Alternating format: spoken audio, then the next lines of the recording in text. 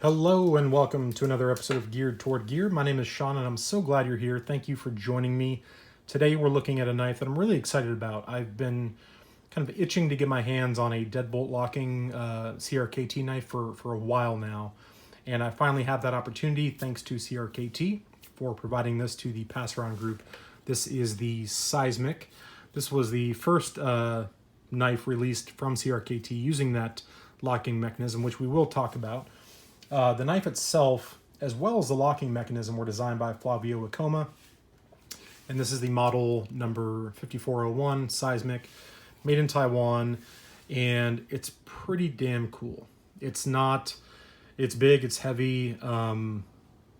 It's not my typical EDC style, but I'm really liking this to the point where it makes me actually want to own one, which I typically don't say about knives of this size, but this one I kind of want to own. But I don't own this one, but I kind of want one. So we'll talk about the double lock here in a minute, but let's take a look at the knife in its open position and talk some brief specs. We'll start at the business end, work our way that way, and then I'll give you my kind of overall thoughts. I've got a couple kind of small gripes, kind of one major gripe and one small one, but overall, I actually am liking this quite a bit. So overall length on this guy, well, let's start with price. $119.99, $120 is what's going to get you the CRKT Seismic, and I think the price is, I think it's okay. You know, being a brand new kind of technology, brand new locking system, you know, and all the hype behind it, I can see why they would price it where they did, and I don't have any major issues with that. So that's what we're talking about for price, $120. The overall length on this guy is 9.14 inches, so a big guy. And just for a one size comparison of Paramilitary 2, you can see the size difference there. So you're getting about a half an inch more in the blade and about an inch more in the handle. Do it this way, maybe you can see it a little better. So that's how it compares to the Paramilitary 2 in terms of overall length. So that is that. Over 9 inches, the biggest knife in overall length that I've featured on this channel to date. The blade length is 3.7 inches with a cutting edge of 3.5 inches. It's a flat grind, it's a satin finish, and the blade steel kind of surprised me a little bit, I think. It's just called 1.4116. It's a stainless steel, and it's what's used on most Victorinox knives for their blade steel. It's a good stainless steel. It's very tough, extremely tough, extraordinarily corrosion resistant, but pretty soft, like 55, 57 Rockwell, somewhere in there. So a pretty soft steel. It's not going to hold its edge for too long, but you're going to be able to take this thing to a just razor's edge.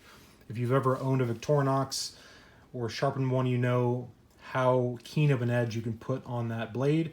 That's the same steel we're using here. So this knife is one that you need to know how to sharpen knives in general if you're going to purchase this knife. Because if you put this thing to use, moderate to heavy use for a few days, it's going to need to be touched up, and you're going to need to know how to do that. So just bear that in mind. It's a soft steel, but again, super, super tough and very, very corrosion resistant. So that's a steel. It's called 1.4116.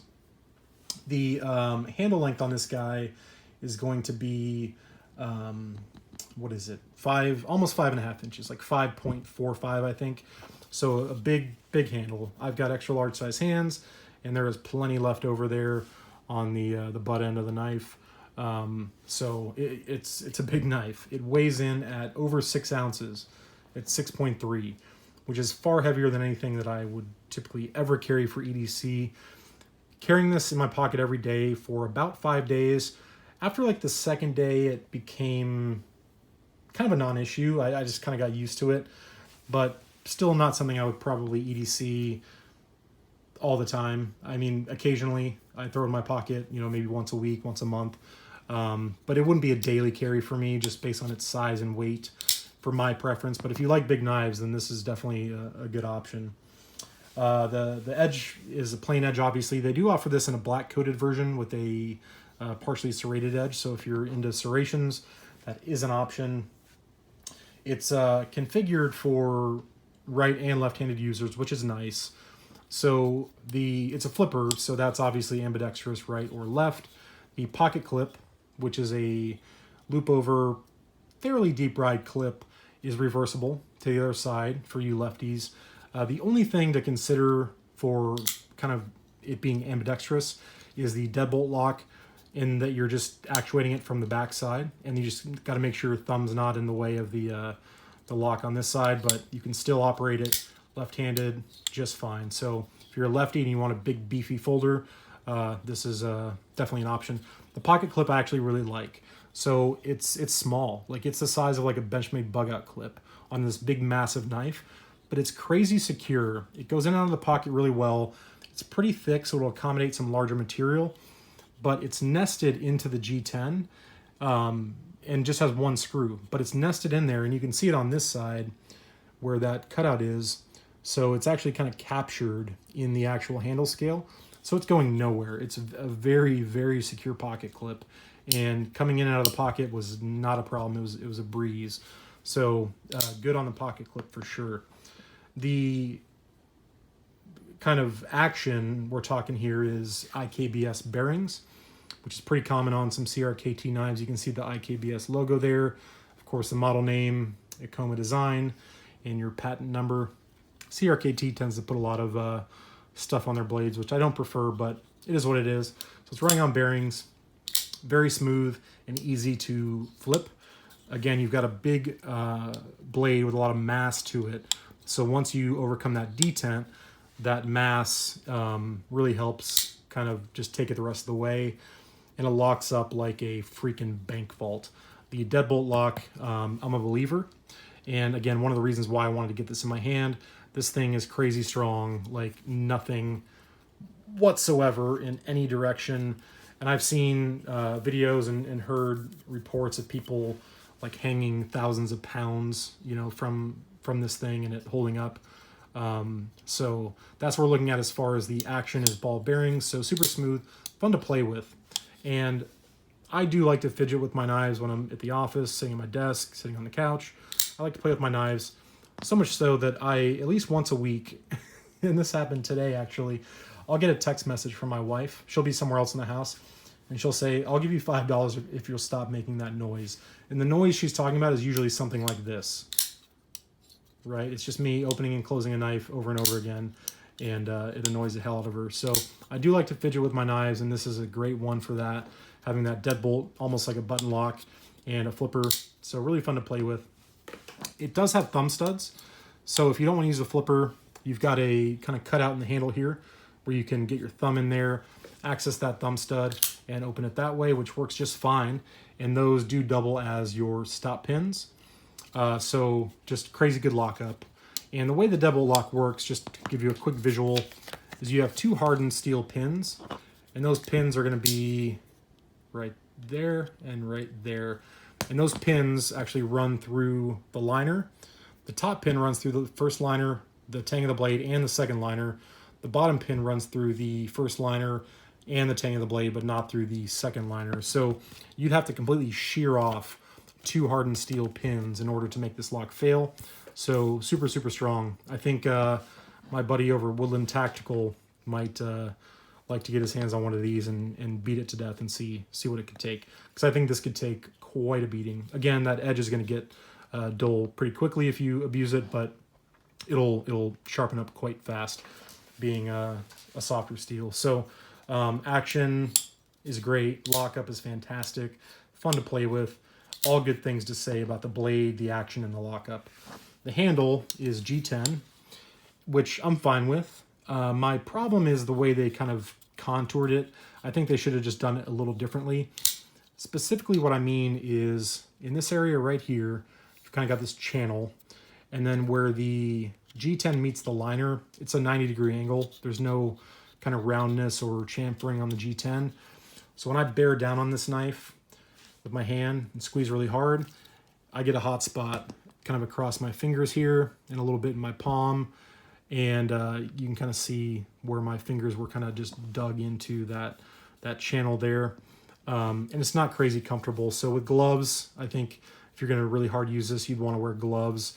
What I think they should have done is taken the kind of flat part of the carbon fiber here, continued that over and rounded it to make it a little more comfy.